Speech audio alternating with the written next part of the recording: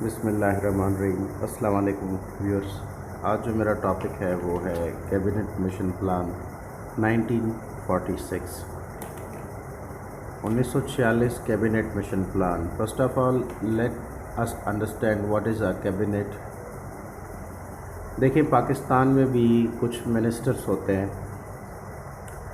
Parliament में जितने भी एमएनएज़ होते हैं उनमें से कुछ को सिलेक्ट किया जाता है और वजारतें दी जाती है। अब जो वो वज़ीर होते हैं उसे हम कहते हैं कैबिनेट। अगर 28 वज़रा हो गए समझ लें तो वो पूरी कैबिनेट हो गई। अब यहाँ से हमारा टॉपिक शुरू होता है। इसी वजह से इसको जो है कैबिनेट मिशन प्लान 1946 का नाम दिया गया।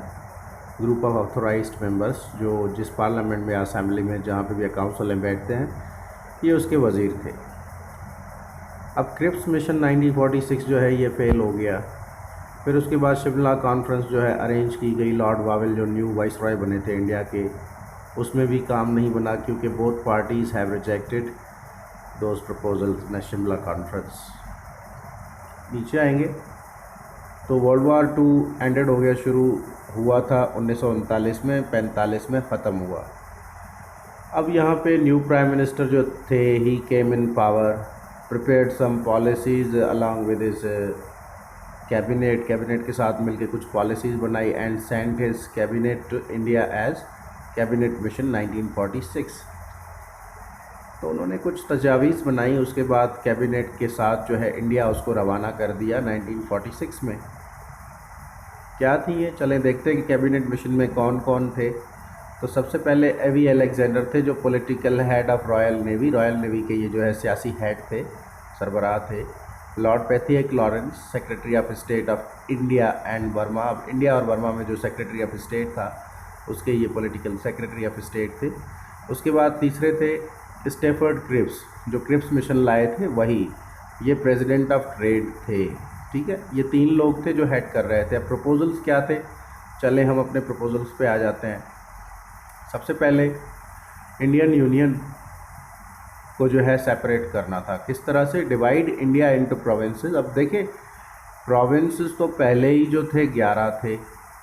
अब इन 11 को जोन्स में तकसीम करना है, यानी कोई 4-4 का हिसाब लगा लें, 2 जोन बना दें, तीसरा तीसरे का बना दें, इस तरह से जोन्स में कन्वर्ट करना था और वो जोन कंट्रोल करना था फेडरेशन ने। आपने याद रखना है कि जो फेडरेशन है, फॉरेन अफेयर्स, कम्युनिकेशन और जो डिफेंस है, ये फेडरेशन के जो है ना सब्जेक्ट हैं, ये प्रोविंसेस के सब्जेक्ट्स नहीं थे।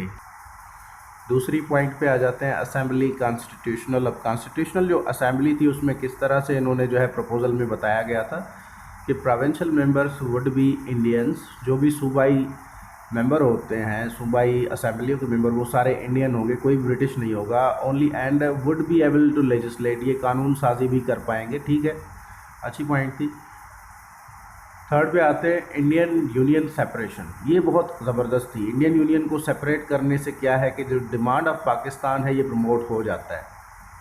ठीक है, any group would be able to maintain their sovereignty after 10 years. कोई भी ग्रुप जो है 10 साल के बाद वो जो है सॉवरेनिटी मांग सकता है, यानी वो ये कह सकता है कि हमें आज़ाद मुल्क चाहिए। 10 साल ही सही, चले ठीक है, वो गुजर जाएंगे। कायदे आज़म मोहम्मद अली जिन्ना की ये जो पॉइंट है ये इनको पसंद थी, अच्छी लगी थी।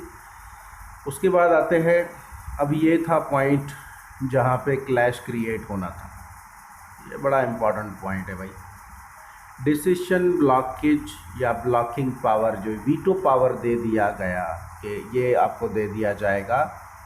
अब कांग्रेस ने एक्सेप्ट किया इसलिए कि कल को अगर मुस्लिम जो है सेपरेट डिमांड जो है वो कर लेते हैं किसी स्टेट की, तो हम उन्हें वीटो कर लेंगे। मुस्लिम लीग और कायदे आज़म ने रिजेक्ट कर दिया कि ये तो हमारे लिए गलत है। हम जब डिमांड करेंगे 10 साल बाद भी ये पावर में होंगे तो ये वीटो कर देंगे। Veto could have been used to block the decision on creation of a sovereign state। मैं आपको बता चुका हूँ कि किसी भी सॉवरेन स्टेट बनाए जाने के पॉलिसी को, तजवीज़ को वीटो के ज़रिए उस फैसले को रोका जा सकता था। इसीलिए कायदे आज़म मोहम्मद अली जिन्ना को ये नुक्ता, ये जो पॉइंट है ये पसंद नहीं था। अब Quaid e Azam at last finally accepted on account of sovereignty after 10 years. भाई 10 साल के बाद अगर आप सॉवरेनिटी देंगे तो हम इसे एक्सेप्ट कर लेते हैं। कायदे आज़म का पहला ये था। narrative. He accepted separation from Indian union. अब इंडियन यूनियन से अलहदा होने को इन्होंने जो है एक्सेप्ट कर लिया. सो गांधी जो थे, Gandhi immediately rejected that on that point. अब गांधी ने रिजेक्ट कर दिया. इन्होंने कहा कि नहीं, separation from the Indian territory ये नहीं होगा भाई. तो इन्होंने रिजेक्ट कर दिया. गांधी ने इतना अपना इन्फ्लुएंस पॉलिटिकल और रेजिस्टेंस दी कि जो थर्ड पॉइंट था सेपरेशन फ्रॉम इंडियन यूनियन, उसको ब्रिटिश ने ख़त्म करने पे अपनी आमादगी जाहिर कर दी कि ठीक है ये नहीं होगा, आप उसको वीटो कर दीजिएगा. अब जिन्ना जो थे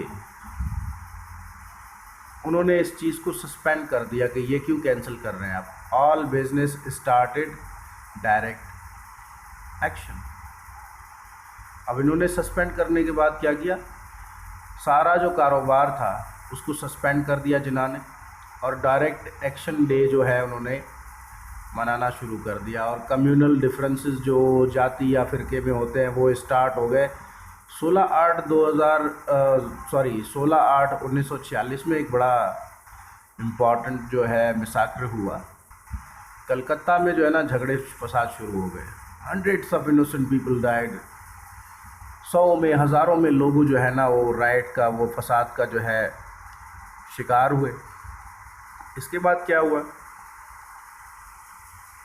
इंटरिम गवर्नमेंट 1946 जो है बनाने का फैसला हुआ. अब उसमें कांग्रेस बैठ रही थी. अब अगर मुस्लिम लीग नहीं बैठ रही थी तो ये उनका लॉस था. इसलिए कायदे-आज़म मोहम्मद अली जिन्ना ने उसमें बैठने का फ़ैसला किया, क्योंकि मुस्लिम लीग ने उन्हीं पे छोड़ा था ये फ़ैसला. गवर्नमेंट कॉन्स्टिट्यूशनल असेंबली बनेगी, सीनियर मिनिस्टर नेहरू होंगे उसके. और कायदे-आज़म ने जो मजबूरन ये फ़ैसला लिया उसमें जो है लियाकत अली खान साहब को जो है फाइनेंस मिनिस्टर जो है बना के बिठा दिया गया. नीचे आते हैं.